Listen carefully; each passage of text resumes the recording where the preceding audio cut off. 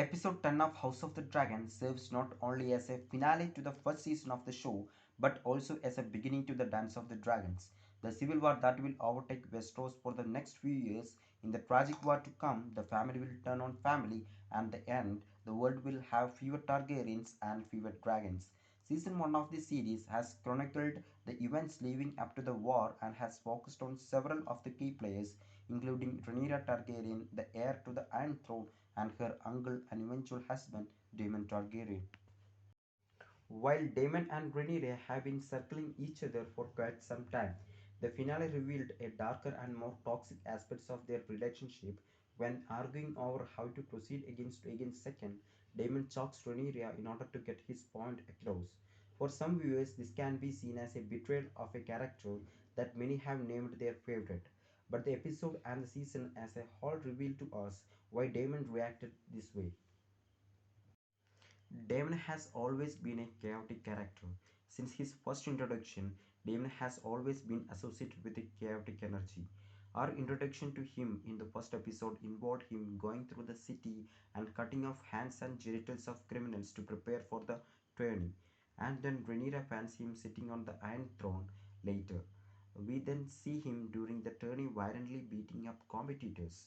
He wages war on the stepstone, and after the war drags on too long, he charges headlong to the battle to either die or come out as the victor. He steals a dragon egg and claims Dragonstone despite Rhaenyra being named heir to the Iron Throne. He slices off Waemon's head in the middle of the throne room for insulting Rhaenyra and her sons.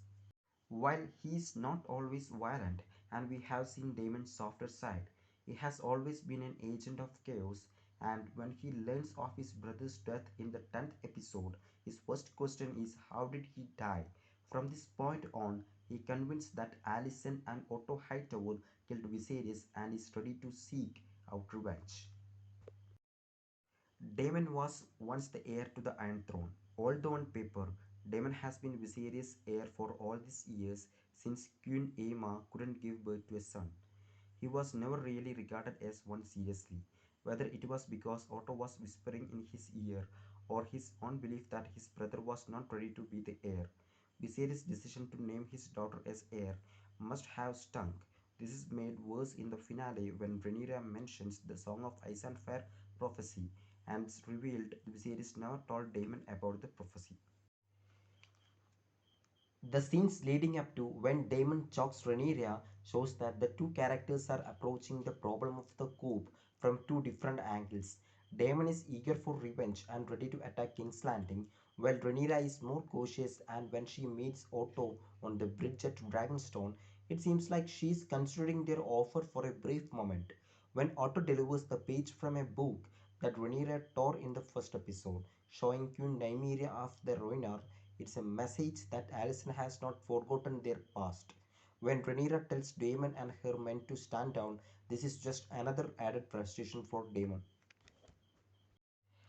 After the scene with Otto, Rhaenyra continues to exercise caution, saying that her father told her that when dragons flew to war, everything burnt. She chooses to advocate for unity, and when she clears the room, she reiterates to Daemon that her oath to protect the Seven Kingdoms due to the Song of Ice and Fire reaches beyond personal ambition. She says this to him because she believes that Viserys told Daemon about Aegon's dream like he told Rhaenyra about it after he made her heir. Not understanding this, Daemon grabs her by the neck and tells her that Viserys was a man who was a slave to his prophecies. We know this to be true since he believed himself to be a dreamer and thought that his son would sit on the Iron Throne.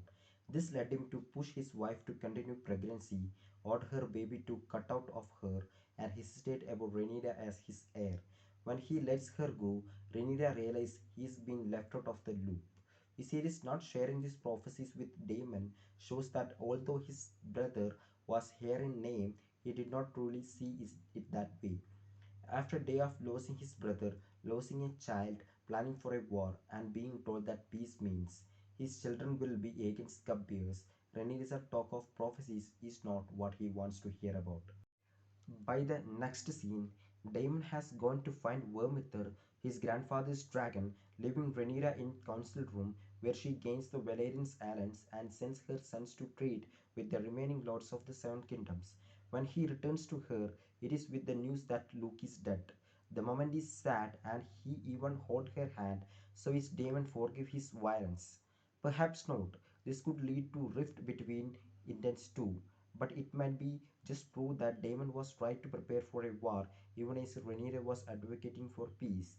While there is no explaining away Daemon's outburst, it's clear that two of them will have to stand together on an unfilled front against the oncoming war.